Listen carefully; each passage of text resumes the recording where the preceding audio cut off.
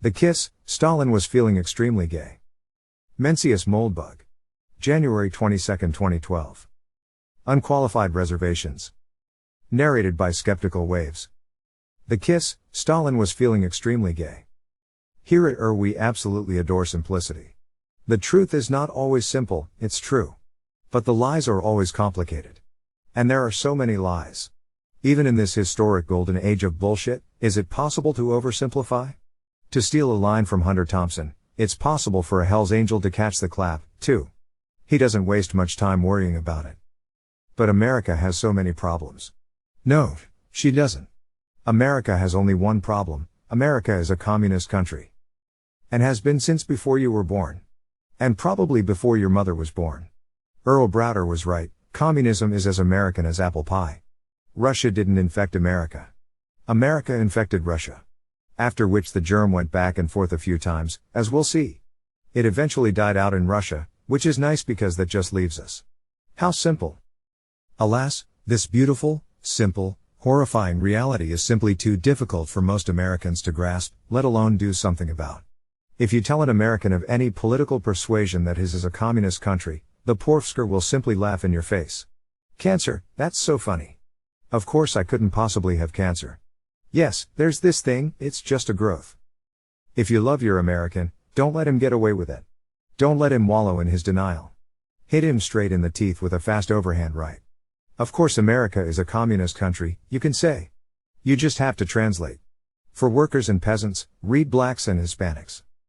Now this is a zinger, but it's just a zinger. One little zinger never cured anyone. It gives you something to work with, that's all. Your interlocutor, if there's any hope for him, may be a sharp fellow himself. He might punch back with a zinger of his own. For example, he could say, "Oh, yeah? So tell me, smart guy, on what day did America become a communist country?" Whereupon some might be stumped. But you, dear reader, have an answer.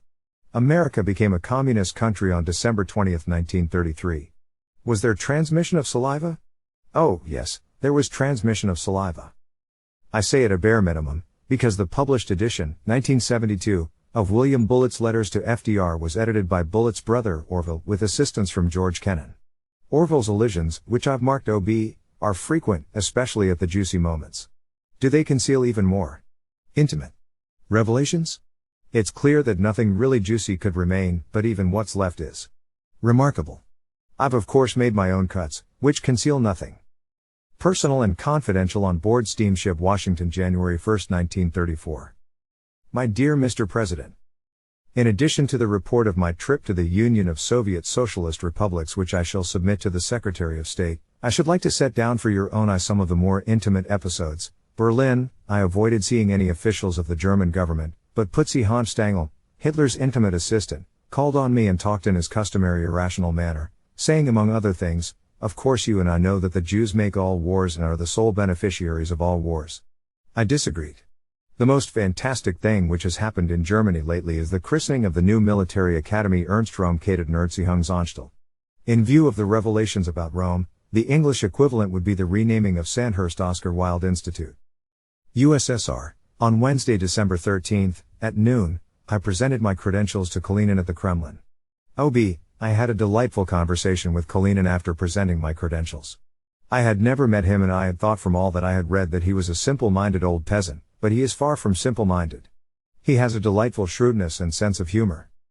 He asked me to say to you that he was following with the closest attention everything you were doing in America, and that he and everyone else in Russia considered you completely out of the class of the leaders of capitalist states, that it was clear to them all that you really cared about the welfare of the laboring man and the farmers and that you were not engaged in protecting the vested rights of property. OB, even the party press of the Communist Party, which hitherto has been uniformly hostile to ambassadors, unearthed various remarks of Lenin about me from his testament and various speeches. Apparently he really liked me and expressed his liking many times. In view of Lenin's present position in Russia, which is not unlike that of Jesus Christ in the Christian Church, this is a bit like having the personal endorsement of the Master recorded in St. Mark. De Vilkovsky, for example, said to me, "You cannot understand it, but there is not one of us who would not gladly have his throat cut to have had such things said about him by Lenin." OB, there was one, OB building site, which was not offered to us, but which we offered to ourselves, A bluff covered with beautiful woods containing a lake overlooking the river and the whole city of Moscow in the center of the great city park. It is a situation which suggests Monticello, and I can conceive of nothing more perfect for an American embassy than a reproduction of Monticello in that setting with houses for the entire staff of both consulate and embassy arranged along the sides of the property. We were not modest in our demands, but asked for the entire bluff containing some 15 acres of property. The Moscow Soviet continued to offer us other building sites, any one of which would be adequate but none of which compared in interest or beauty to this site. That night Litvinov, with whom I had previously had several meals in private, gave me a formal dinner to which nearly all the members of the government were present. It was a superb banquet with food and wines of a quality that no one in America would dare to serve nowadays, and many toasts were drunk to you and to me and to the United States. The men at the head of the Soviet government today are really intelligent, sophisticated, vigorous human beings, and they cannot be persuaded to waste their time with the ordinary conventional diplomatist. On the other hand, they are extremely eager to have contact with anyone who has first-rate intelligence and dimension as a human being. They were, for example, delighted by young Kennan who went in with me. Litvinov said to me as I looked over the room, "This is the whole gang that really runs things, the inside directorate." I was introduced to Stalin after I had shaken hands with Kalinin and Molotov, but made no effort to continue conversing with him before dinner, considering it best to let him come to me in his own good time. He drifted to one side of the room and I to the other. The first impression Stalin made was surprising. I had thought from his pictures that he was a very big man with a face of iron and a booming voice. On the contrary, he is rather short, the top of his head coming to about my eye level, and of ordinary physique, wiry rather than powerful. He was dressed in a common soldier's uniform, with boots, black trousers and a gray-green coat without marks or decorations of any kind. Before dinner he smoked a long underslung pipe, which he continued to hold in his left hand throughout dinner, putting it on the table only when he needed to use both knife and fork. His eyes are curious, giving the impression of a dark brown filmed with dark blue. They are small, intensely shrewd and continuously smiling. The impression of shrewd humor is increased by the fact that the crow's feet which run out from them do not branch up and down in the usual manner, but all curve upward in long crescents. His hand is rather small with short fingers, wiry rather than strong. His mustache covers his mouth so that it is difficult to see just what it is like, but when he laughs his lips curl in a curiously canine manner. The only other notable feature about his face is the length of his nostrils. They are unusually long. With Lenin one felt at once that one was in the presence of a great man. With Stalin I felt I was talking to a wiry gypsy with roots and emotions beyond my experience. As soon as we had settled ourselves at the table Stalin rose, lifted his glass and proposed a toast to President Roosevelt, who in spite of the mute growls of the fishes dared to recognize the Soviet Union. Everyone drained his glass to the bottom and sat down again with considerable laughter at Stalin's reference to hemfish. I then proposed the health of President Kalinin and thereupon a series of toasts was begun which continued throughout the entire meal. The next one was Molotov's to me in which he proposed the health of one who comes to us as a new ambassador but an old friend. After the 10th toast or so, I began to consider it discreet to take merely a sip rather than drain my glass, but Litvinov, who was next to me, told me that the gentleman who proposed the toast would be insulted if I did not drink to the bottom and that I must do so, whereupon I continued to drink bottoms up. There were perhaps 50 toasts and I have never before so thanked God for the possession of a head impervious to any quantity of liquor. Everyone at the table got into the mood of a college fraternity banquet, and discretion was conspicuous by its absence. Litvinov whispered to me, "You told me that you wouldn't stay here if you were going to be treated as an outsider. Do you realize that everyone at this table has completely forgotten that anyone is here except the members of the inner gang?" That certainly seemed to be the case. Stalin proposed my health several times and I did his once and we had considerable conversation across Madame Voroshilov. Toward the end of the dinner Stalin rose and proposed the health and continued prosperity of the American Army, the American Navy and the whole United States. In return, I proposed a toast to the memory of Lenin and the continued success of the Soviet Union. After dinner we adjourned to an adjoining drawing room and Stalin seized Pyatakov by the arm, marched him to the piano, sat him down on the stool and ordered him to play. Pyatakov launched into a number of wild Russian dances, Stalin standing behind him and from time to time putting his arm around Pyatakov's neck and squeezing him affectionately. When Pyatakov had finished playing, Stalin came over and sat down beside me and we talked for some time. He said he hoped that I would feel myself completely at home in the Soviet Union, that he and all the members of the government had felt that I was a friend for so long, that they had such admiration for yourself and the things you were trying to do in America that they felt we could cooperate with the greatest intimacy. I told him that you sincerely hoped that war might be prevented in the Far East and that the Soviet government might work out its great experiment in peace. He said, I know that that is what President Roosevelt wants, and I hope you will tell him from me that he is today, in spite of being the leader of a capitalist nation, one of the most popular men in the Soviet Union. Stalin was feeling extremely gay, as we all were, but he gave me the impression he was speaking honestly. He had by this time made the impression on me of a man not only of great shrewdness and inflexible will. Lenin, said of him that he had enough will to equip the entire Communist Party, but also possessed of the quality of intuition in extraordinary measure. Moreover, like every real statesman I have known, he had the quality of being able to treat the most serious things with a joke and a twinkle in his eye. Lenin had that same quality. You have it. As I got up to leave, Stalin said to me, I want you to understand that if you want to see me at any time, day or night, you have only to let me know and I will see you at once. This was a most extraordinary gesture on his part, as he has hitherto refused to see any ambassador at any time. After I had said goodbye to Voroshilov and the others, Stalin went to the door of the apartment with me and said, Is there anything at all in the Soviet Union that you want? Anything? There was one thing I wanted, but I hesitated to ask for it, as Litvinov had told me that the Moscow Soviet had definitely decided it would not give us the building site in the center of the town's park, and that a map would be submitted to me showing that the new canal would run through the center of the property. Therefore I first said, everyone has been more than kind to me and I should hesitate to ask for anything in addition, except that the intimate relations we have begun tonight may continue. Whereupon, Stalin said, but I should really like to show you that we appreciate not only what the President has done, but also what you yourself have done. Please understand that we should have received politely any ambassador that might have been sent us by the government of the United States, but we should have received no one but yourself in this particular way. He seemed moved by a genuinely friendly emotion. Therefore, I thanked him and said that there was one thing I should really like to have, that I could see in my mind's eye an American embassy modeled on the home of the author of the Declaration of Independence on that particular bluff overlooking the Moscow River, and that I should be glad to know that that property might be given to the American government as a site for an embassy. Stalin replied, You shall have it. Thereupon, I held out my hand to shake hands with Stalin and, to my amazement, Stalin took my head in his two hands and gave me a large kiss. I swallowed my astonishment and, when he turned up his face for a return kiss, I delivered it. This evening with Stalin in the inner circle of the Soviet government seems almost unbelievable in retrospect, and I should have difficulty in convincing myself that it was a reality if I had not on returning to my hotel awakened my secretary and dictated the salient facts to him.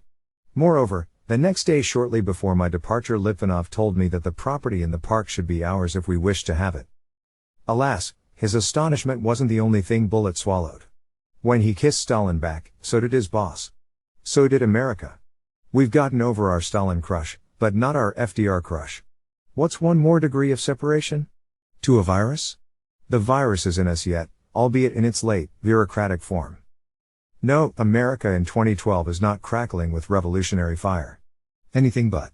Neither was Russia in 1988, despite its rulers' best efforts. It's hard to start a fire when there's nothing left to burn. It's equally unfortunate that Monticello in Moscow was never built. It would have been the finest possible homage to America's founding Jacobin. Had enough revolution yet, America? Whose streets? Our streets. But in some ways the worst part of the story is that the Bullet letter records the highest level of intimacy ever achieved between US and USSR, and nor was it our choice to pull away. Au contraire. From day one, the Soviet tactic with their American patrons was like that of an alpha female with her harem of beta males, constantly flirting but never actually putting out. The inner gang was quite conscious of their sovereignty and their need to retain it. They saw quite clearly that if they went down the Monticello and Moscow path, they would just be America's wife. America has never had any shortage of wives. Naturally, each such rejection only stimulated the wise men of American diplomacy, all of whom spent the rest of the 30s pleading with Stalin to let them lick his balls again, to further efforts of contemptible affection. Only after World War II did it finally dawn on our best and brightest that no such marriage could never happen. To our official historians, this breakup is called the Cold War, and all those episodes of American progressivism serenading Russian progressivism with boombox held high are swept under the carpet as naivete. Or sometimes, with amusing consistency, as realism. Dear professors, the terms you're looking for are Anglo-Soviet split and freshman homo crush. Bullet himself finally soured on Stalin's hotness and, as a result, was pushed out of the New Deal's inner circle in the early 40s, but not before setting up World War II by, at least if we can believe Joe Kennedy, orchestrating the British guarantee to Poland. There was no shortage of Achesons, Hisses and Hopkinses to replace him. I have of course elided all the actual substantive details of Bullitt's intimate diplomacy with Stalin, which largely center around the New Dealers' desire to provide political, economic and military protection for their Soviet experiment. This twisted, dysfunctional Oyabun-Kobun relationship did not begin in 1933, nor did it end in 1945. But I digress. In any case, while no reminder should be necessary, I thought I'd pair the Bullitt letter with a story, probably but not certainly true, from the recently published memoir of one Fyodor Michulski, Gulag Boss. The title says it all. The new boss was a lean man, somewhere around 30 years old, with combed-back light hair and energetic facial features. He had a long, skinny nose with a protuberance, and his thin lips were usually pursed together tightly. His movements were sharp, and his judgments were categorical. His dugout was right next to mine, so there was nowhere to go to get away from him. And as soon as he began to drink, he would come to me, sit for hours and recount the details of how he had been sentenced to the death penalty. It almost drove me mad, but there was no way to get out of it. All around us, there was only the dark night and the tundra. I would be glad to forget his stories, but you can't order away memories. Here are some of the things he told me. To the question of how he had gotten himself into such unusual work, he told me that when he had been demobilized from the army, he had been given a security job at Butirka prison in Moscow. One day, the prison's private vehicle arrived at the prison's courtyard with a contingent of arrested men.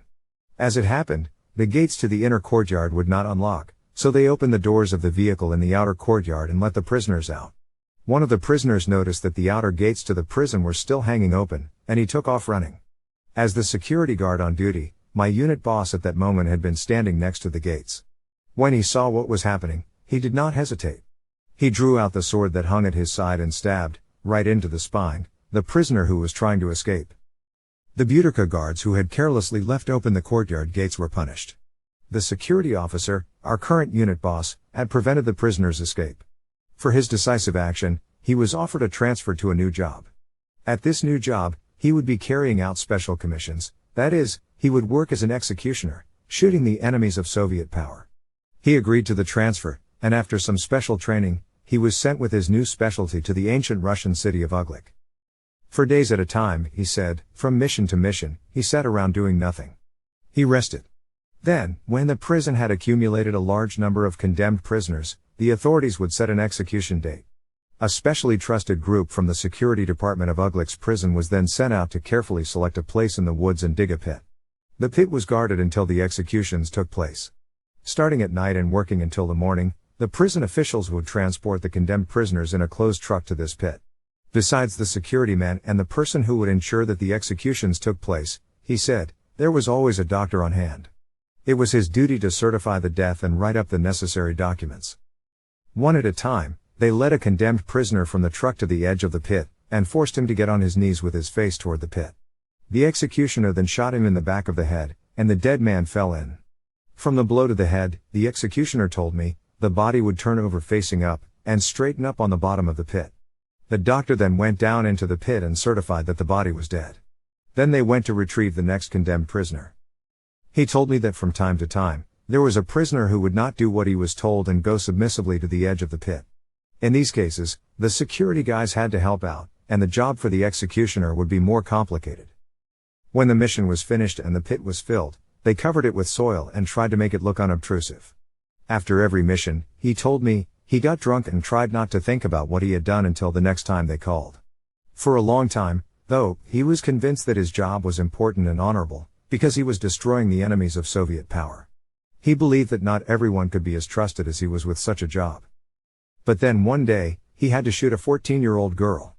The executioner was told right before he had to kill her that not only was she the daughter of an enemy of the people, she was also a German spy. Suddenly and involuntarily, questions sprang to his mind. He was to kill a 14-year-old girl in an ancient Russian small town far from the front, in a place that had no classified establishments? Where had this adolescent girl done her spying, and for whom? When they brought her to the execution place, she held herself up firmly and was silent. But when they led her to the pit, she spoke up. She said that she did not understand why they were depriving her of her life. Even Stalin said that children do not answer for their parents, so why me? She asked. She was unaware, he added, that she was also accused of being a German spy. In the words of my unit boss, after this execution he drank himself into a stupor so profound that he felt nothing. Soon he was sent to a hospital for crazy people. National guilt, it's not just for Germans anymore.